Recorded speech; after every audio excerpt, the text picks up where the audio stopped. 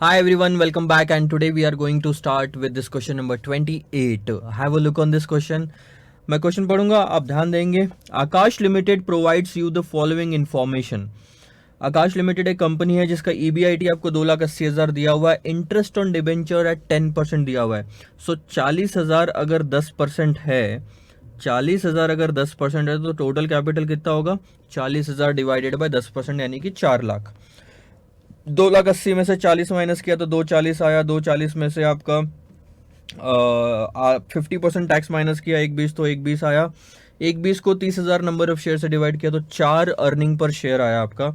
और 4 earning per share के बाद में पी रेशो आपका दिया हुआ है 10. तो P ratio multiplied by EPS अगर हम करते हैं तो हमारा आता है मार्केट प्राइस जो कि 40. ठीक है सर, आपने बोला तो आएगा. आगे the company has reserves and surplus of 7 lakh and required 4 lakh further for modernization. अब ध्यान दो, कंपनी का कैपिटल क्या है ये आपको समझना जरूरी है कि अभी एग्जिस्टिंग क्या चल रहा है कंपनी में.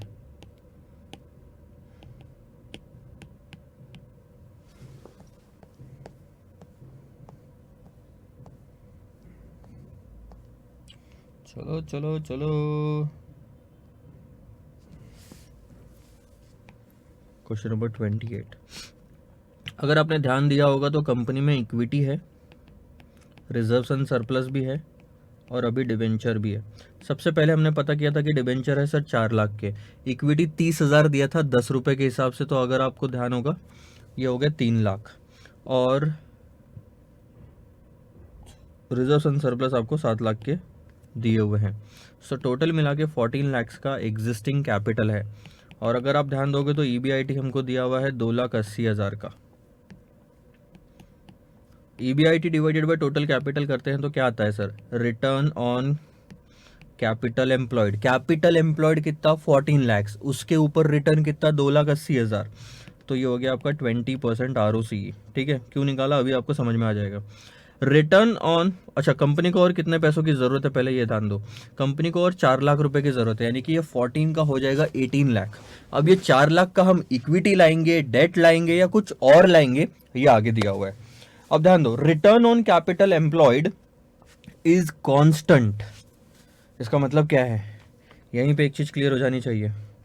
ठीक है, new capital employed will be 18 lakh. मानते हो? 14 प्लस 4, उस पे आपका EBIT कितना? ROCE कांस्टेंट रहेगा, यानी अभी भी 20% रहेगा. सो 18 पे 20%, 3,60,000. ये नया EBIT है आपका. ठीक है, अब ध्यान दो. अब हमको कितने पैसों की जरूरत है सर? मॉडर्नाइजेशन करना है, कुछ इंप्रूवमेंट करना है. जैसे हमारा घर बहुत साल पुराना हो जाता है तो हम उसमें रिनोवेशन नहीं कराते, वैसे ही. So return on capital employed is constant. अब ध्यान देना, debt ratio higher than 40% will bring the P ratio down to 8. तो पहले तो पता करो सर डेट रेशियो है कितना. अगर आप ध्यान दोगे, डेट रेशियो क्या होता है? Date divided by equity. और इक्विटी मतलब सिर्फ शेयर कैपिटल नहीं, इक्विटी का जितना भी फंड है वो, ये दोनों पैसा जो है 7 और 3 10 लाख का, ये इक्विटी का है. तो अगर आप निकालोगे तो 4 लाख का डेट है हमारे पास और इक्विटी फंड 10 लाख के हैं, यानी कि एग्जिस्टिंग डेट रेशियो ऑलरेडी 40% का है. एक भी रुपया अगर आपने डेट और बढ़ाया, एक भी रुपया, तो 40% से ऊपर चला जाएगा डेट रेशियो. ऐसा है क्या? नहीं सर, ऐसा नहीं होगा. या ऐसा होगा? सर ऐसा होगा. अगर आप ये जो 4 लाख एक्स्ट्रा लगने वाले हैं वो आप डेट से लेके आते हैं तो आपका जो डेट रेशियो है 8/10 यानी कि 80% हो जाएगा. और इक्विटी से लेके आते हैं तो 4/14 हो जाएगा, क्योंकि वो इक्विटी में 4 लाख ऐड हो जाएंगे तो वो 40 से नीचे आ जाएगा. ठीक है, अब उनका ये बोलना है कि अगर आप ये पूरा 4 लाख रुपए डेट से लेके आते हो तो आपका अगर डेट रेशो 40% से ऊपर जाता है, जो कि जाता है, डेट अगर हमने 4 लाख का लेके आया तो डेट डेट रेशो 80% हो जाएगा, जो कि 40 से ऊपर है। तो आपका पी रेशो गिर के हो जाएगा सर 8। अभी कितना है, अभी है हमारा 10, ध्यान दो, अभी है हमारा पी रेशो 10, ठीक है, ये गिर के हो जाएगा 8, ठीक है, ध्यान रखेंगे। लेकिन अगर डेट रेशो 40 से ऊपर नहीं गया तो इसका मतलब क्या, पी रेशो रहेगा सेम, यानी कि 10। And increase the interest rate on additional debt to 12%। Debt ratio 40 से ऊपर जाने के दो नुकसान भी नहीं बोल सकता, दो इम्पैक्ट है। पी रेशो कम हो जाएगा 8, और आपका डेट का जो extra capital, interest rate on additional date, additional कितना रहेगा 4 लाख का अगर डेट लेते हैं तो उस पे 12% लगेगा, यानी कि 48,000। You are required to ascertain the probable price of the share, market price share की अभी कितनी है, 10 इंटू 4 40 निकाला था। If additional capital are raised through debt and if the amount is raised through equity share at ruling market price, ruling market price यानी अभी जो market price चल रही है 40 की,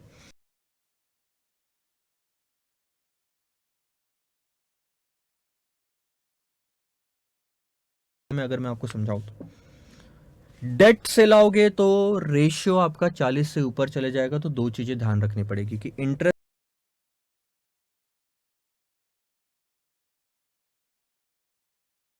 10 से गिर के हो जाएगा 8। तो जब मार्केट प्राइस निकालेंगे तो 8 पी रेशियो लेंगे। चलो आओ सर, मैं आपको सॉल्व करके देता हूँ ये क्वेश्चन। आपने ये अब इतना समझाने के बाद तो आपने ये कर लेना चाहिए। देखो अब आपके आंसर मैच होते हैं क्या, देखो, ठीक है, ध्यान देना। अगर मैं डेट लेके आता हूँ और मैं इक्विटी लेके आता हूँ, दोनों केस में मेरा EBIT सेम रहेगा 3,60,000, क्योंकि इस पे कोई इम्पैक्ट नहीं पड़ता, 20% ऑफ 18 लाख, ठीक है, दिख रहा है। उसके बाद इंटरेस्ट माइनस होगा। अब देखो एग्जिस्टिंग इंटरेस्ट कितना दिया हुआ है हमको, या नहीं है,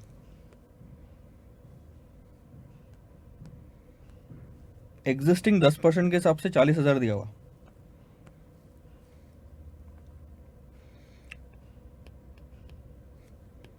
इंटरेस्ट एट 10%, और इंटरेस्ट एट 12% किस पे लगाओगे, जितना भी एडिशनल डेट लाया उस पे।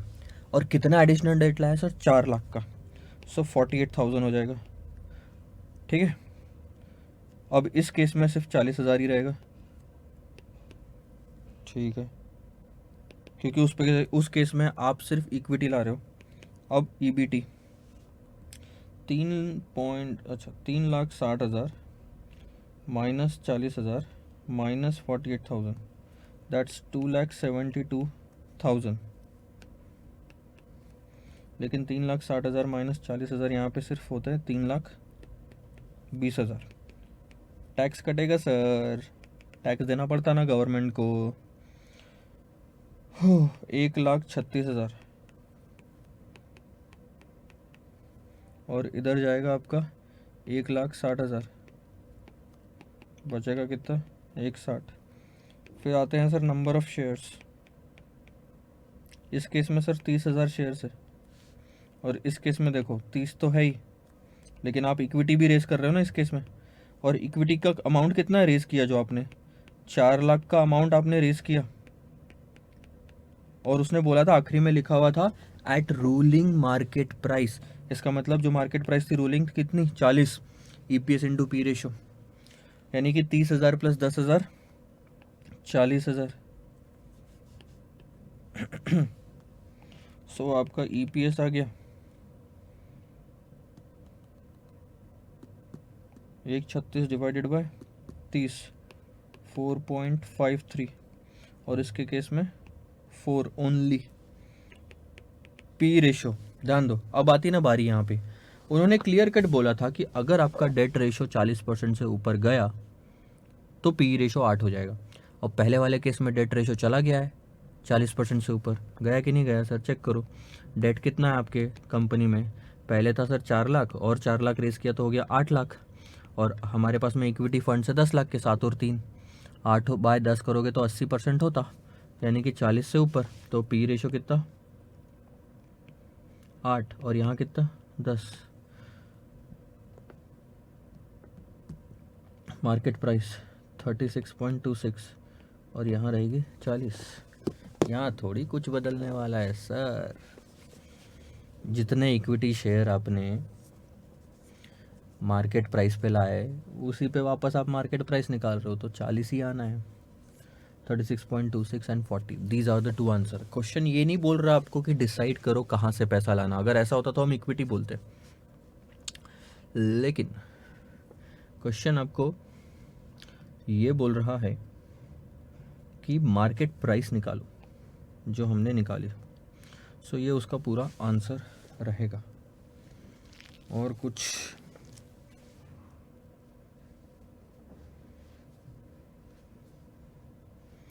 इसमें ध्यान देने दो, अगर कुछ है निकालने लायक और बताने लायक तो मैं बता सकता हूँ।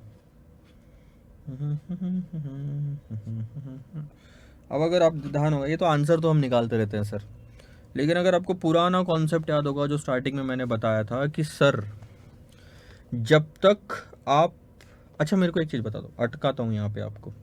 अगर यहाँ डिसीजन लेने बोला होता तो आप क्या डिसीजन लेते सर? हम डिसीजन लेते कि मार्केट प्राइस 40 है इक्विटी में, तो इक्विटी रेज करना चाहिए। सही बात है।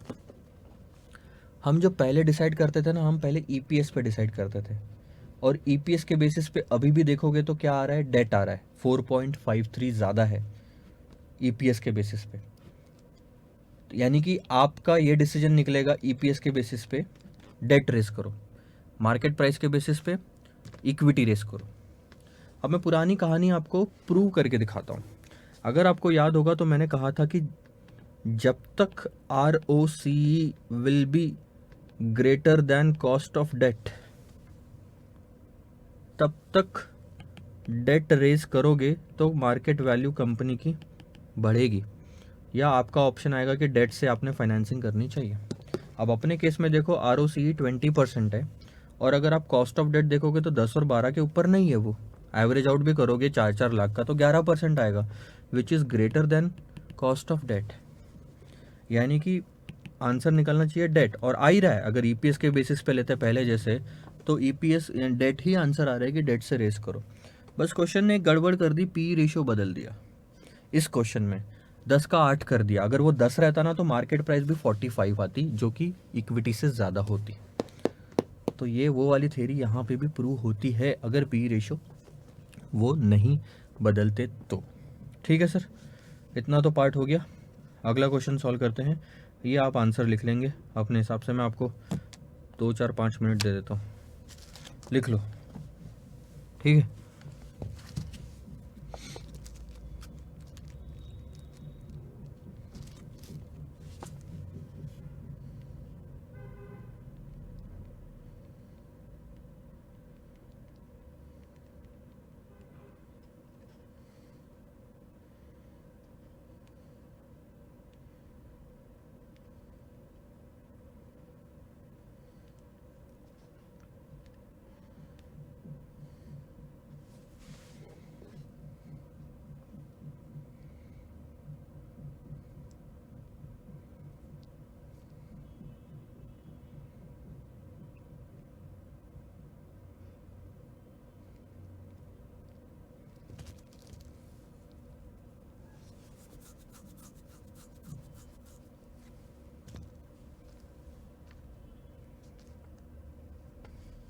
चले, बाकी तो आपने लिख ही लिया होगा, टाइम वेस्ट नहीं करते, ध्यान देंगे sir.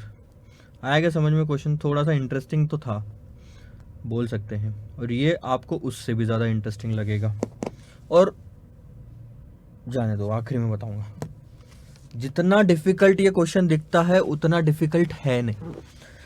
Messrs sensation corporation has a capital structure of 40% debt and 60% equity. एक कंपनी है मेसर्स सेंसेशन कॉर्पोरेशन। इनका कैपिटल स्ट्रक्चर क्या है सर कि ये 100 रुपए का अगर कैपिटल लेके आते हैं तो उसमें 40 रुपए का डेट होता है और 60 रुपए का इक्विटी होता है। and the company is presently considering several alternative investment proposals costing less than 20 lakhs. 20 lakh के अंदर के वो इन्वेस्टमेंट करना चाहती है. The corporation always raises the required fund without disturbing its present debt equity ratio. So present debt equity ratio जो भी है हमारा, यानी कि यहाँ पे जो दिया है 40% डेट और 60% इक्विटी, ये हम मेंटेन करके रखते हैं, हम इसको बिगाड़ते नहीं है. आगे कितना भी पैसा हमको रेज क्यों नहीं करना हो. इसका मतलब क्या है, इस सेंटेंस का मतलब यह है कि सर आगे हम जितना भी पैसा आपको बोलेंगे उठाने के लिए मार्केट से, इसी रेशियो में उठाना, वरना टांगे तोड़ देंगे. देखो, the cost of raising the debt and equity are as under. अब आपको दिया है कि अगर प्रोजेक्ट की कॉस्ट, इस वर्ड पे ध्यान देना क्योंकि यहां पे गलती हो जाएगी अगर आपने ये वर्ड नहीं पढ़ा तो. अगर आपकी प्रोजेक्ट की कॉस्ट अप टू 2 लाख है तो डेट की कॉस्ट आपकी 10% और इक्विटी 12% रहेगी. अगर आपकी प्रोजेक्ट की कॉस्ट 2 लाख से 5 लाख के बीच में फंसती है तो डेट की कॉस्ट 11 और इक्विटी की कॉस्ट 13 रहेगी. और अगर प्रोजेक्ट की कॉस्ट 10 लाख के अंदर 5 के ऊपर है तो ये 10 से 20 के ऊपर में 10 से 20 के बीच में अगर प्रोजेक्ट की कॉस्ट है तो डेट की कॉस्ट ये और इक्विटी की कॉस्ट ये होगी. ठीक है, उन्होंने बोल दिया कि भैया आप डिसाइड करो आपके प्रोजेक्ट की कॉस्ट कितनी, उसके ऊपर डिपेंड करेगा कि कॉस्ट ऑफ डेट और कॉस्ट ऑफ इक्विटी क्या होगी. Assuming the tax rate at 50%, calculate the cost of capital. तो ये कॉस्ट ऑफ कैपिटल चैप्टर का क्वेश्चन हो गया. Of 2 projects X and Y, उन्होंने 2 प्रोजेक्ट दिए अपन को और उन 2 प्रोजेक्ट की जो वैल्यू है वो है 6.5 लाख और 14 लाख. अब आपको कॉस्ट ऑफ कैपिटल 2 प्रोजेक्ट की निकालना है. आपको कॉस्ट ऑफ कैपिटल प्रोजेक्ट की निकालना है जिसके अंदर में डेट भी होगा, जिसके अंदर में इक्विटी भी होगा, यानी एक तरह से वो आपको WACC निकालने बोल रहे हैं. 6.5 लाख कहां फंसता है, ध्यान दो. 6.5 लाख सर आपका यहां पे फंसेगा 6.5 थर्ड ऑप्शन में. तो आपकी कॉस्ट ऑफ डेट और कॉस्ट ऑफ इक्विटी होगी 12 और 14%. और ये जो 14 लाख है वो आपको लास्ट वाले में फंसेगा जिसमें आपकी कॉस्ट ऑफ डेट 13 और 14.5 इक्विटी हो जाएगी. आपको कॉस्ट मिल गई, वेट मिल गए 40 और 60 के. 40 और 60% में ही उन्होंने बोला था रेस करने के लिए, अमाउंट की जरूरत नहीं है. और निकाल लो WACC, ये आपका आ जाएगा कि आपको पैसा उठाने के लिए कॉस्ट कितनी लगेगी in terms of interest, in terms of dividend. Interest किसको देना पड़ता है, डेट वालों को देना पड़ता है. जितना पैसा लोगे उस पर इंटरेस्ट देना पड़ता है. कितना देना पड़ेगा सर, 12%. पहले वाले केस में 13%, दूसरे वाले केस में. और इक्विटी वालों को डिविडेंड देना पड़ता है जितना भी पैसा आप लेके आओगे. ठीक है, पता करें पहला वाला, दूसरा वाला मैं आपको बाद में समझाऊंगा. सो बहुत आसान है. ताररररम ताररम पम. So this is question number 29 I think so. एक बार मैं चेक कर लेता हूँ. 29.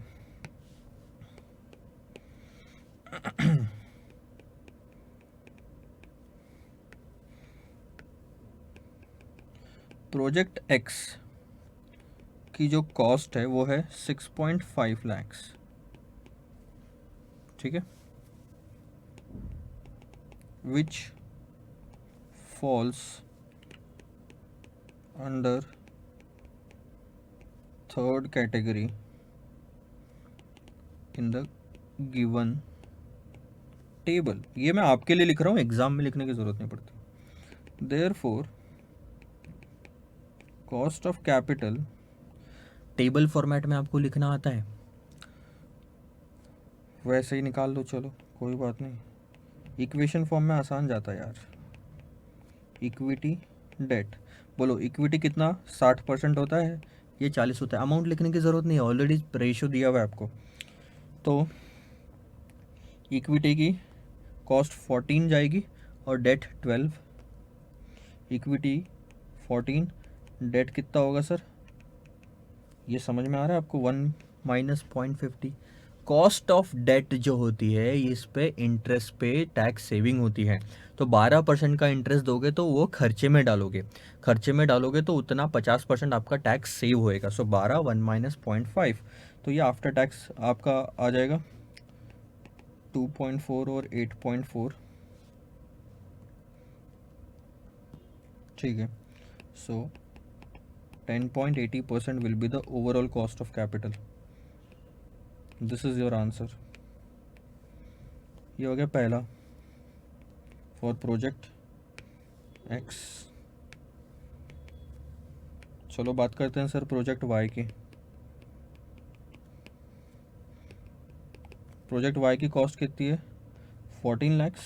ठीक है. और ये चौथे कैटेगरी में आएगा. सो उसकी कॉस्ट ऑफ कैपिटल निकालेंगे. इक्विटी डेट रेशियो सेम रहेगा 60-40 का. लेकिन इस केस में अगर आप ध्यान दोगे तो 14.5 और 13% हम यूज़ करेंगे. इसमें भी आपको टैक्स सेविंग होएगी तो 1 - 0.50 लेंगे हम.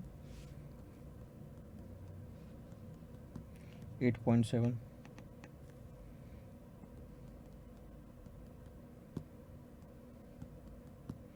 फाइव.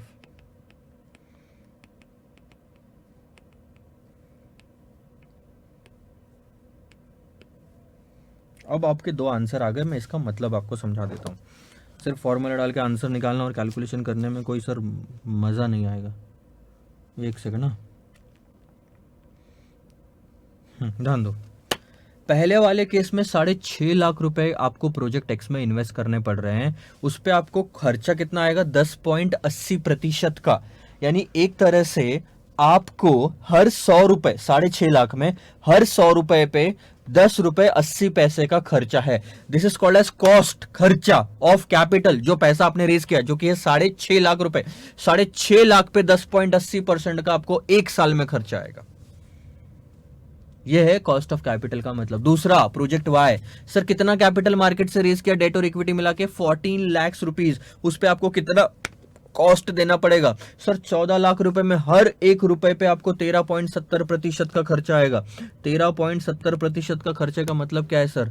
100 रुपए पे 13 रुपए 70 पैसे देने पड़ेंगे. ये 13 रुपए 70 पैसे को क्या कहा जाएगा सर? 13 रुपए 70 पैसे में से कुछ जाएगा इंटरेस्ट डेट वालों को, कुछ जाएगा डिविडेंड इक्विटी वालों को.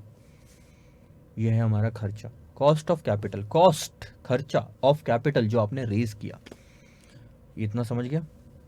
अब ध्यान देना दूसरा वाला पार्ट. इसका दूसरा वाला part interesting. If a project is expected to give, ये जो प्रोजेक्ट है एक्स हो या वाई हो, it is expected to give after tax return. ध्यान दो, ये मुझे बताओ आप जरा सा, ये जो कॉस्ट ऑफ इक्विटी ली थी 14.5%, ये बिफोर टैक्स होती है कि आफ्टर टैक्स होती है? सर ये हमेशा आफ्टर टैक्स होती है. कैसे पता? सर कॉस्ट ऑफ इक्विटी आप भूल जाते हो ना कॉन्सेप्ट. कॉस्ट ऑफ इक्विटी निकालते कैसे हैं? 4 तरीके बताए थे सर मैंने आपको कॉस्ट ऑफ इक्विटी निकालने के. Dividend price approach, earnings price approach, realised yield approach और capital asset pricing model. Sir dividend price approach लो. जो आप डिविडेंड बांटते हो डिवाइडेड बाय मार्केट प्राइस करोगे या नेट प्रोसीड्स करोगे?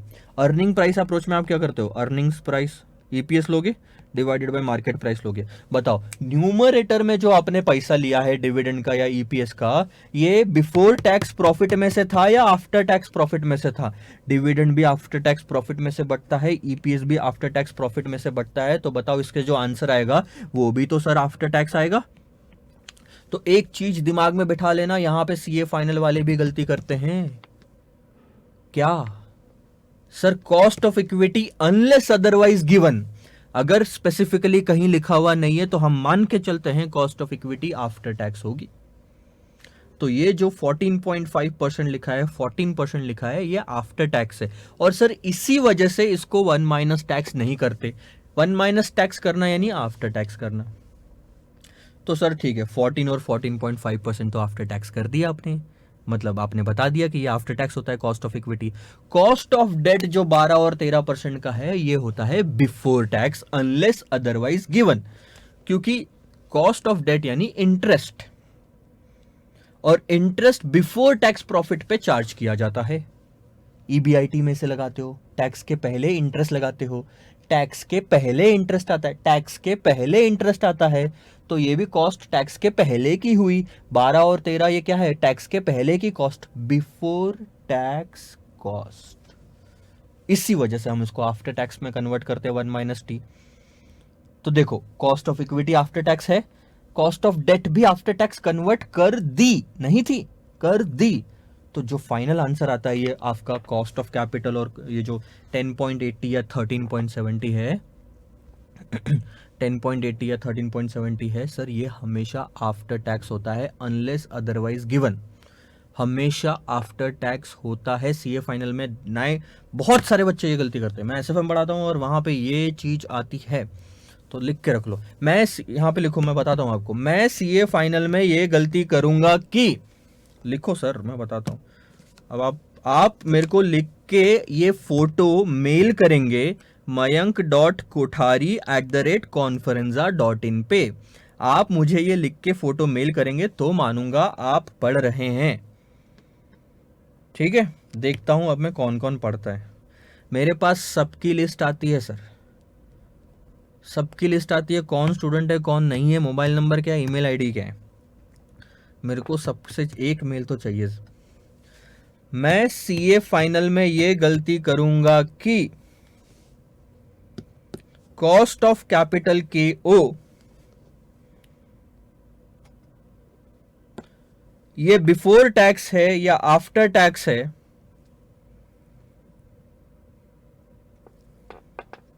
ये समझ नहीं पाऊंगा।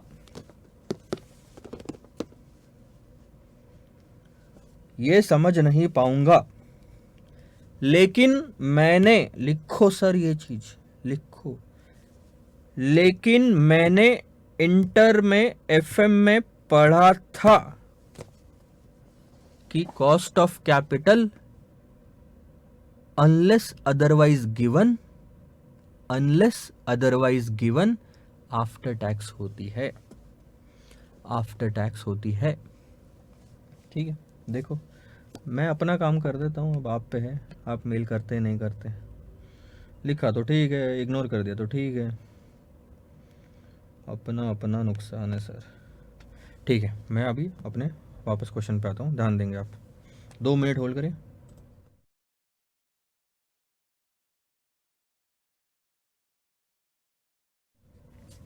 ध्यान दो। If a project is expected to give, अगर ये जो प्रोजेक्ट है एक्स हो या वाई हो, ये अगर आफ्टर टैक्स रिटर्न आपको 10% का देता है, अगर इस प्रोजेक्ट से आपको 10% का रिटर्न मिलता है, तो डिटरमाइन करो, यानी कि पता लगाओ अंडर व्हाट कंडीशन, ऐसी कौन सी सिचुएशन हो सकती है, कौन सी कंडीशन के तहत हम इस प्रोजेक्ट को एक्सेप्ट करेंगे, it would be acceptable, x हो या वाई हो। अभी जो कंडीशन दी है क्या उसमें एक्सेप्ट करोगे, पहले ये बताओ। मैं बोलता हूं सर एक्सेप्ट नहीं करेंगे। क्यों? ध्यान दो। आप ये बताओ, इस प्रोजेक्ट से आप एक्स हो या वाई हो, कितना कमाने वाले हो आफ्टर टैक्स? 10%। सर मैंने यहां से पैसा लाया जिस पे मुझे 10 रुपए 80 पैसा देना है 100 रुपए पे, या 13 रुपए 70 पैसे देना है। इस प्रोजेक्ट के पैसे से 6.5 लाख हो या 14 लाख हो इन्वेस्ट किया, और उस पर कितना कमा रहा हूं? 10 रुपए कमा रहा हूं हर 100 रुपए पे। हर 100 रुपए पे 10 कमा रहा हूं आफ्टर टैक्स, और 10 रुपए 80 पैसे दे रहा हूं आफ्टर टैक्स। ऐसा प्रोजेक्ट मुझे एक्सेप्टेबल होगा क्या जिसमें कमाई सिर्फ 10 रुपए की है लेकिन खर्चा 10 रुपए 80 पैसे का है? कमाई सिर्फ 10 रुपए की है लेकिन खर्चा 13 रुपए 70 पैसे का है? नहीं। यानी अभी जो कंडीशन दी हुई है उस केस में मेरी कॉस्ट ऑफ कैपिटल ज्यादा आ रही है रिटर्न ऑन इन्वेस्टमेंट से, जो कि कभी नहीं होना चाहिए। आरओआई हमेशा ज्यादा होना चाहिए कॉस्ट ऑफ कैपिटल से, अगर आपको प्रोजेक्ट एक्सेप्ट करना है तो कमाई ज्यादा होनी चाहिए, नुकसान में कोई काम नहीं करता सर। तो इसीलिए क्वेश्चन ये पूछता है कि कौन सी कंडीशन है बताओ जिस केस में आप प्रोजेक्ट को एक्सेप्ट कर लोगे।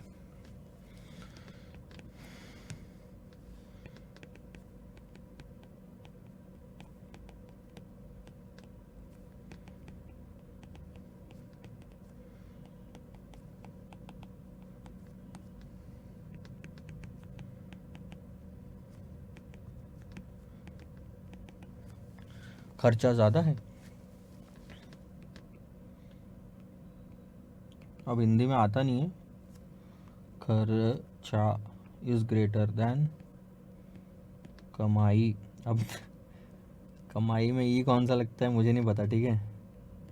तो आप ठीक कर लेना। हिंदी थोड़ी सी अब वीक हो गई है, वैसे हम हिंदी मीडियम के स्टूडेंट थे किसी ज़माने में, क्या करें sir. Cost is greater then profit, ऐसे बोल लो, ये समझ में आ जाता है।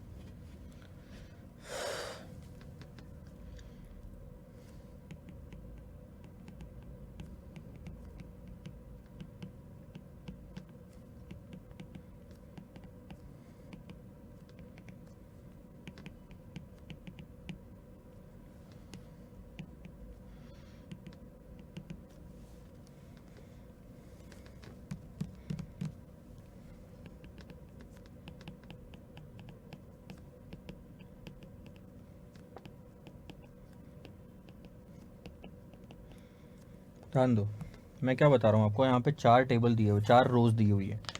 आखिरी के 2 रो का आपने कॉस्ट ऑफ कैपिटल निकाल लिया। अगर प्रोजेक्ट की कॉस्ट सिर्फ 5 लाख तक सीमित होती तो दूसरे केस में फंसता वो। इसमें कॉस्ट ऑफ कैपिटल निकालो, 11 और 13% दिया हुआ है।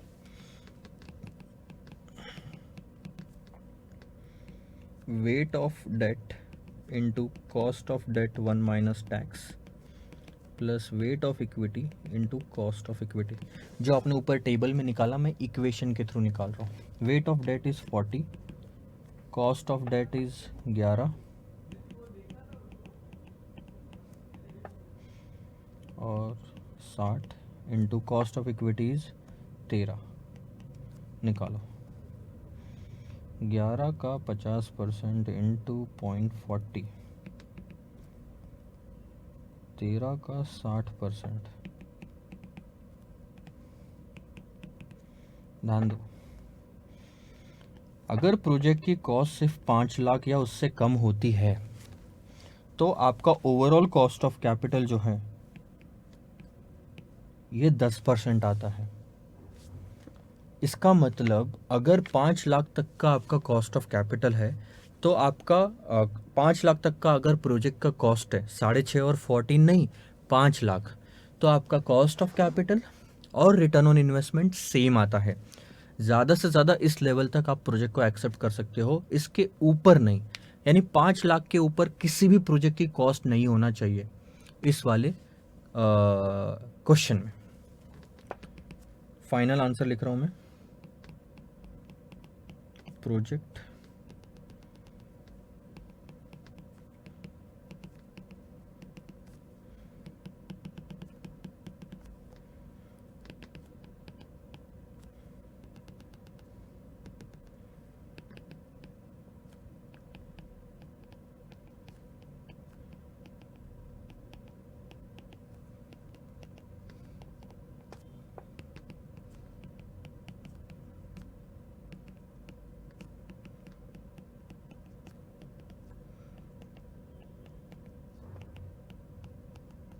बस ये है सर पूरी की पूरी आपकी कहानी। और बोलो, कहानी ख़त्म, खेल शुरू। चले आगे बढ़े, समझ में आगे लिख लोगे या 2 मिनट चाहिए? चलो 2 मिनट लिख लो।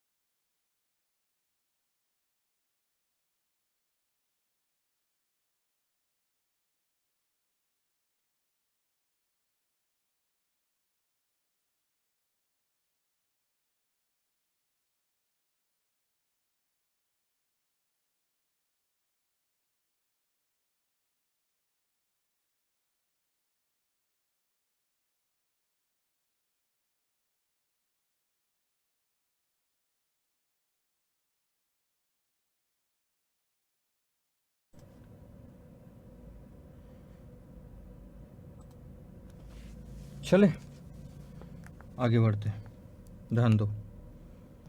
क्वेश्चन नंबर 29 भी सर हमारा हो गया। अब बारी आती है होमवर्क की। 30 होमवर्क है, 31 भी होमवर्क है। 31 थोड़ा सा आपको डिफ़िकल्ट जाएगा, लेकिन आंसर अगर एक बार देखोगे ना तो आपको स्लाइड से समझ में आएगा। और अभी मैं इसको होमवर्क के लिए दे रहा हूँ, लेकिन आपको सारे के सारे स्लाइड्स जो है मान के चलो नेक्स्ट चैप्टर की आपको जब रिकॉर्डिंग मिलना शुरू हो जाएगी तब इसके चैप्टर की आपको स्लाइड्स मिलेगी, ठीक है।